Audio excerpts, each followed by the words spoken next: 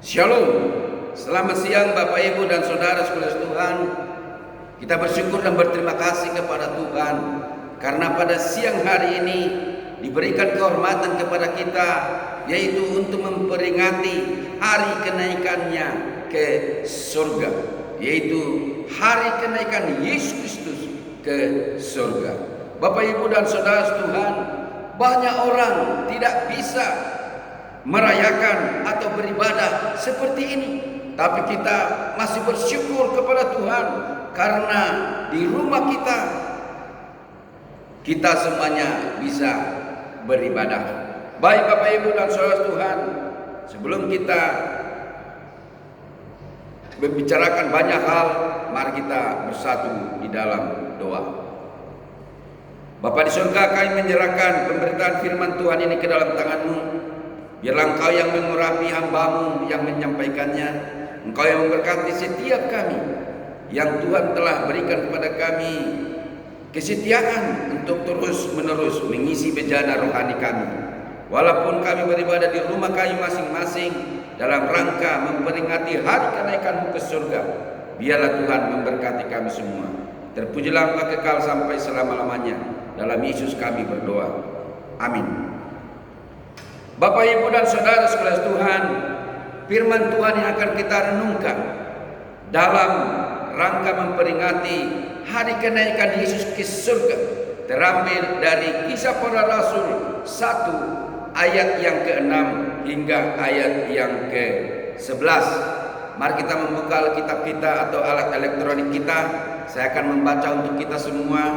Bapak Ibu dan Saudara Tuhan dapat melihat Alkitabnya atau alat elektroniknya. Demikian firman Tuhan. Yesus terangkat ke surga. Maka bertanyalah mereka yang berkumpul di situ, Tuhan, maukah Engkau pada saat ini memulihkan kerajaan bagi Israel? Jawabnya, Engkau tidak perlu mengetahui masa dan waktu yang ditetapkan Bapa sendiri menurut kuasanya, tetapi kamu akan menerima kuasa kalau Roh Kudus turun ke atas kamu, dan kamu akan menjadi saksiku di Yerusalem dan di seluruh Yudea dan Samaria dan sampai ke ujung bumi. Sesudah ia mengatakan demikian, terangkatlah ia disaksikan oleh mereka, dan awan menutupnya dari pandangan mereka. Ketika mereka sedang menatap ke langit, waktu ia naik itu, tiba-tiba berdirilah dua orang yang berpakaian putih dekat mereka dan berkata kepada mereka, "Hai orang-orang Galilea, mengapakah kamu berdiri melihat ke langit? Yesus ini yang terangkat ke surga meninggalkan kamu akan datang kembali dengan cara yang sama seperti kamu melihat dia naik ke surga." Sampai sejauh itu pembacaan firman Tuhan. Yang berbahagia adalah kita yang mendengarkan firman Tuhan serta melakukannya dalam kehidupan kita sehari-hari. Bapak Ibu dan Saudara Tuhan, pada hari kenaikan Yesus Kristus ke surga, yaitu pada hari ini, kita diberi tema, yaitu mandat bagi umat percaya atau mandat bagi orang Kristen. Setiap kita pasti pernah menduduki bangku sekolah atau bangku kuliah, dan begitu banyak PR atau tugas-tugas yang diberikan oleh bapak guru atau dosen kita. Mau tidak mau, kita harus mengerjakan tugas itu atau PR itu sampai selesai. Kalau tidak begitu, kita siap untuk menanggung resiko atau hukuman. Demikian juga dengan Yesus, bahwa sebelum dia naik ke surga, dia memberikan mandat atau tugas kepada murid-muridnya supaya mereka menerima Roh Kudus atas mereka. lalu akan menyampaikan kabar baik kepada orang lain, baik di Yerusalem, Yudea, Samaria, bahkan sampai ke ujung bumi ini juga menjadi tugas semua orang percaya. Inilah yang akan kita bahas dalam perikop ini. Bapak, Ibu, dan saudara Tuhan, Yesus mengatakan dalam ayat yang ke-8, yaitu kamu akan menerima kuasa. Ini merupakan ayat kunci dalam kitab para rasul dan menjadi mandat yang pertama. Tujuan utama kuasa Roh Kudus adalah supaya murid-murid mempunyai kuasa yang datangnya dari Allah sendiri untuk menyampaikan kabar baik kepada orang yang belum berada dalam terang Injil. Kuasa dalam bahasa Yunani yaitu dunamis, bukan sekedar kekuatan atau kemampuan, tetapi istilah ini khusus menunjuk kepada kuasa yang bekerja, yang bertindak. Kuasa di sini juga mempunyai kemampuan untuk mengusir roh-roh jahat, juga menyembuhkan orang-orang yang sakit. Dengan adanya kuasa ini, maka Injil Kristus semakin gampang, bahkan semakin cepat untuk dipercayai atau diterima oleh orang yang belum percaya. Dengan situasi yang sedang kita hadapi sekarang ini, ada orang yang stres oleh karena tidak mempunyai kuasa untuk melawan virus corona, bahkan karena ekonomi yang terancam sehingga menimbulkan penyakit yang akibatnya menyeret dia ke dalam kematian. Bapak, Ibu, dan saudara Tuhan, jadi sebenarnya kuasa itu sudah diberikan oleh Allah untuk kita. Cuma kita kurang percaya, kurang yakin bahwa kita akan bisa atau dapat atau mampu untuk melawan itu semua. Bapak, Ibu, dan saudara Tuhan, anak kami Agnes pada saat ini sedang menangani yang kena virus corona di salah satu rumah sakit umum di Bandung, yang begitu ketat untuk memakai baju pelindung atau APD, alat pelindung diri, dengan tujuan supaya jangan sampai kena virus corona ke tubuhnya atau menular ke dirinya. Kami harus tiap malam berdoa kepadanya supaya tetap Tuhan sendiri yang memproteksi dia sehingga tetap dalam keadaan aman dan baik sampai sekarang dan seterusnya.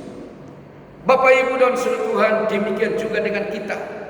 Mari kita mengandalkan kuasa Roh Kudus itu dalam kehidupan kita pada saat situasi yang sulit ini, sehingga kita berada dalam kemenangan. Kata mandat yang kedua yang mau kita lihat dalam ayat yang ke-8 ini adalah kamu akan menjadi saksiku. Dengan adanya kuasa ini pada murid-murid, dan akhirnya murid-murid menjadi efektif untuk memberitakan Injil itu kepada orang lain.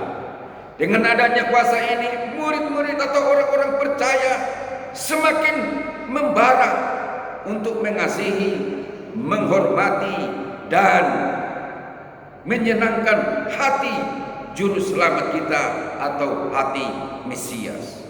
Roh Kudus memberikan kesaksian tentang kebenaran, bahkan seluruh kebenaran yang akan memuliakan Kristus, bukan hanya kata-kata tetapi juga dengan perbuatan. Bapak Ibu dan saudara Tuhan, bagi murid-murid yang sudah menerima kuasa Roh Kudus itu, dengan sendirinya akan menyatakan sifat Kristus, kasih, kebenaran, dan keadilan dalam kehidupannya atau dalam kehidupan orang percaya. Murid-murid atau orang percaya kepada Yesus Kristus akan diberikan kuasa untuk bersaksi tentang Kristus dan menginsafkan yang terhilang akan dosa, kebenaran, dan penghakiman. Bapak, Ibu, dan saudara Tuhan, dampak dari keinsafan semacam itu akan tampak dalam diri mereka yang memberitakan berita itu maupun dalam mereka yang menerimanya. Kuasa Roh Kudus merupakan perlengkapan pelayanan bagi kita yang percaya dan taat kepada Allah supaya mampu menjadi saksi Kristus. Janganlah kita mengira bahwa kita harus merasakan sesuatu perasaan yang luar biasa. Dalam kenyataannya, perasaan-perasaan itu dapat sangat berbahaya. Sebagai contoh, tuangkanlah segalon bensin di atas tanah, lalu pasangkan korek api atau macis, maka bensin itu akan menyala berkobar-kobar dan mengeluarkan asap. Akan tetapi kemudian semuanya akan lenjak. Memang dramatis, tetapi sia-sia. Banyak orang sangat terikat oleh perasaan-perasaan dan mencari-cari pengalaman. Sebenarnya mereka sudah menghina Allah. Alkitab mengatakan dalam Galatia 3 ayat yang ke-11b, orang yang benar akan hidup oleh iman. Dan dalam Roma 14 ayat 30 ayat 23b, maka segala barang sesuatu yang tidak berdasar iman adalah dosa. Tindakan untuk mencari pengalaman itu dalam perasaan itu melanggar konsep tentang iman.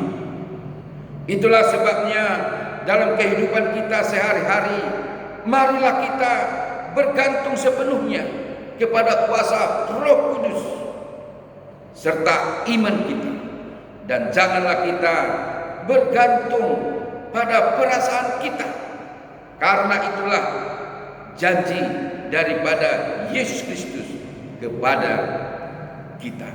Bapak, Ibu, dan saudara Tuhan, sebagai aplikasi firman Tuhan ini bagi kita adalah, marilah kita melakukan mandat atau perintah yang diberikan oleh Yesus Kristus kepada kita dengan memakai kuasa Roh Kudus, sehingga kita mampu menjadi saksi-saksi yang handal di dunia ini. Dan janganlah kita bergantung pada perasaan kita, tetapi marilah kita mengandalkan iman yang diberikan oleh Allah kepada kita. Amin. Tuhan memberkati kita semua.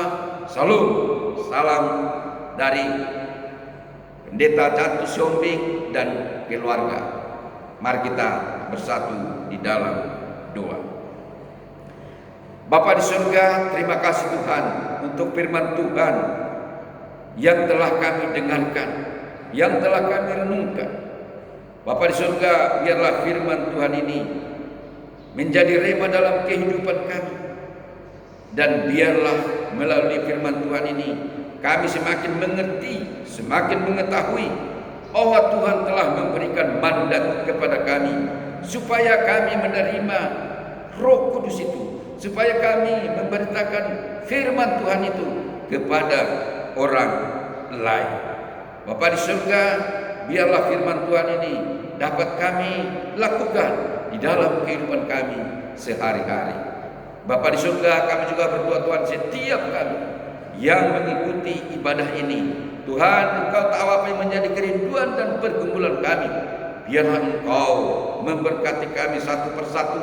Biarlah Engkau memberikan jalan keluar dari pergumulan yang kami hadapi pada saat ini. Secara khusus, kalau virus corona pada saat ini masih terus berkuasa, masih terus merambat di dalam diri manusia. Biarlah Engkau yang memproteksi secara khusus umat-Mu yang berada di rumah kami masing-masing. Engkau memproteksi kami, menghindarkan kami dari virus corona. Terpujilah Engkau kekal sampai selama-lamanya. Dalam Yesus kami berdoa. Amin. Mari kita menerima berkat daripada Tuhan. Tuhan memberkati engkau dan melindungi engkau. Tuhan menyinari engkau dengan wajah-Nya dan memberi engkau kasih karunia. Tuhan menghadapkan wajah-Nya kepadamu dan memberi engkau damai sejahtera. Amin. Shalom. Tuhan memberkati kita semua.